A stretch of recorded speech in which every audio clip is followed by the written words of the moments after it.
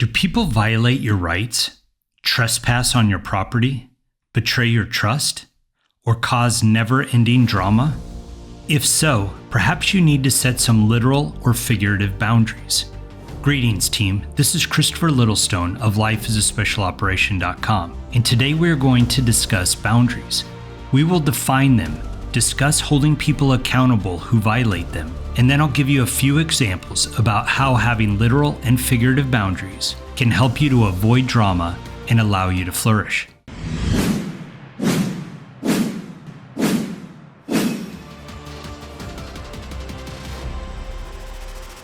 Throughout history, great leaders have understood the importance of setting physical boundaries.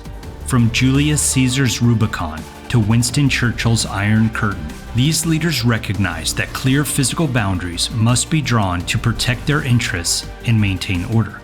Or imagine that you're a people pleaser who says yes to everything, even if it means sacrificing your own needs and well-being.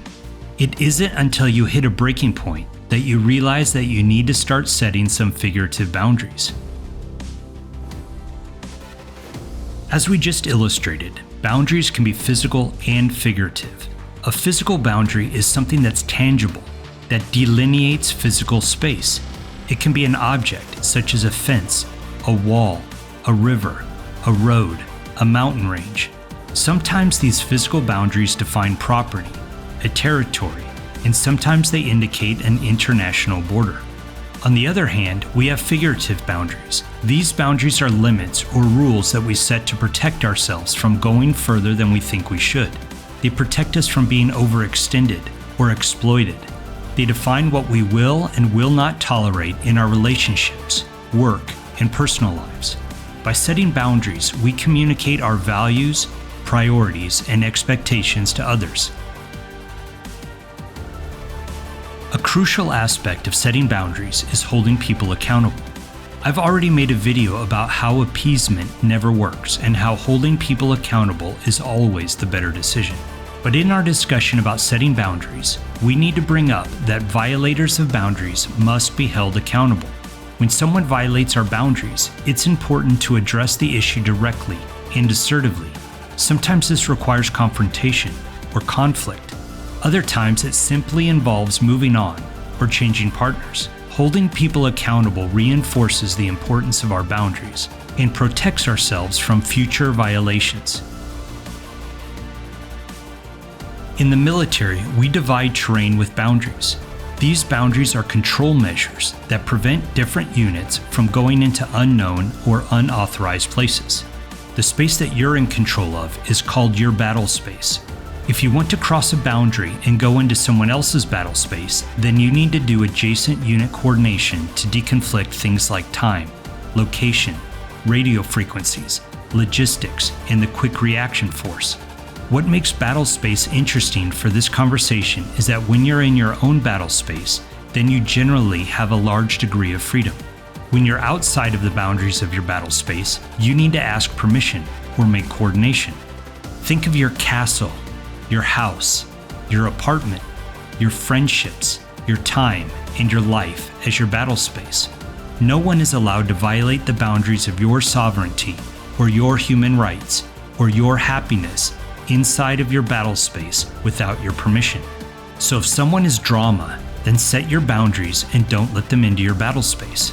I don't want to be overly dramatic, and I'm not an isolationist, but I recommend that you set physical and literal boundaries so that when you are in your own battle space, you're in your happy place.